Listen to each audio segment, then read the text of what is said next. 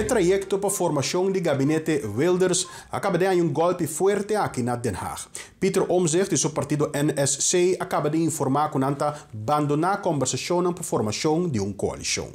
Partido Nieuw Sociaal Contract NSC está claro para lo que está formación de una coalición con Geert Wilders, BBB y VVD. A lo menos para lo que está errando de negociación aquí.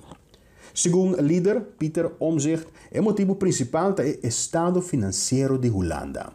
Nanga queda de choque también después de recibir recientemente reportaje del Ministerio para lo que es la situación financiera del Estado. Esta visa nos mester ajustar nos expectativa considerablemente. El plan que tiene mesa no es realístico y NSC no está dispuesto para hacer promesas en el pueblo holandés. Geert Wilders reacciona inmediatamente via die plataforma social X con decepción profundo. Según Wilders, Holanda que el gobierno aquí y Pieter Omtzigt tira el cerbete de ring. En no te comprende nada de la decisión aquí, pero sumamente decepcionada. En nota Wilders sobre el partido que estaba en conversación para una coalición, tiene reacción similar. Van der Plas de BBB avisa que completamente sorprendió una decisión segura, inesperada y decepcionante. Jezelgus de VVD avisa mescos. Het avisa que espera que Pieter Omtzigt y su partido por bien back mesa rápidamente para por comprender que Kiko abai robes. El de facto líder de oposición Frans Timmermans está met avisa que conversaciones ya para base día no estaba trabajando ni delante ni para atrás.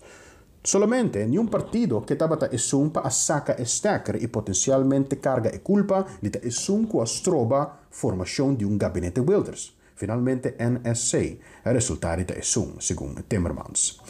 Te conocí que la conversación estaba de una fase más crítica el último día. Tas assim que dado momento o partido não escolhe para reunir na sítio secreto para evitar atenção e pressão de prensa. Hecho taco, em todo caso, para working NSC e Pieter Omtzigt alanta vai for de mesa, pero não também se queda para abrir para possível gabinete de minoria. Informador Plasterk também se queda sorprendido, pero também confundi particularmente para lo que é justificação tras de decisão de Omtzigt e seu partido. Het visa en nota quadra de nieuw banda. Ik ben een beetje verbaasd. Een beetje van wat ik tot dusver gehoord heb, warrig verhaal. Dus ik heb voor de 4 partijleiders uitgenodigd om morgenavond, want morgen overdag heeft Dylan een kamerdebat bij mij te komen om dit te bespreken. En dan zal ik mijn verslag gaan schrijven. Maar Omtzigt zegt, voor ons zijn de gesprekken nu klaar. En zij wijten dat onder andere aan het financiële plaatje dat u pas heel laat aan hen heeft laten zien. Ja, dat is eerlijk gezegd een beetje onzin, maar daar ga ik nu niet nader op in. Kijk, ik wil echt even van hem zelf weten. Vanochtend waren ze allemaal hier, heb ik ze ook allemaal gesproken. Toen hoorde u nog van niks? Nou, toen is er vanmiddag op mijn verzoek en aandringen ook, heb ik gezegd, gaan we met z'n 4 bij elkaar zitten, kijk elkaar diep in de ogen. Of je wel of niet ja zegt op de vraag of er perspectief is om te komen tot een coalitie. Want dat is de opdracht die de Kamer aan mij heeft gegeven. En nu is dit de mededeling van de kant van de NSC. Heeft u zelf niet gesproken? Ik denk dat nee, ik hoorde het ook niet net. Telefonisch? Nee, ik kreeg een appje, maar ik denk dat het inderdaad, dat we moeten dit rustig en netjes behandelen en afhandelen. Dus ik heb ze uitgenodigd morgenavond. Maar het perspectief is wel duidelijk. Dat is dat hij zegt, ik ga niet nu met deze 4 verder praten.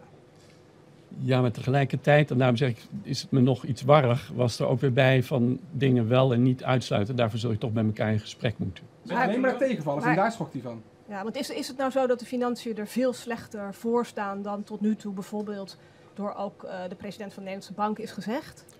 Nou, weet u, dat is niet zo, maar ik ga daar ook niet al te diep op in. Want aan mij is ook natuurlijk door de Kamer gevraagd om allereerst over dit hele proces de Kamer te informeren. Dus vandaar, ik geef u hier kort, omdat u staat, kort commentaar. Maar ik zal morgen, in ieder geval als ze allemaal komen, de 4 partijleiders spreken. Dan ga ik over het weekend mijn verslag maken. Dat komt maandag. En dan volgende week in een Kamerdebat geef ik alle antwoorden op alle vragen. Maar heeft u het idee nou dat het nog te redden is dan? Nou ja, wat ik net ook weer van de kant van NSC hoorde is, we willen misschien niet dit, maar misschien wel dat. Maar ja, daarvoor zul je toch met elkaar in gesprek moeten.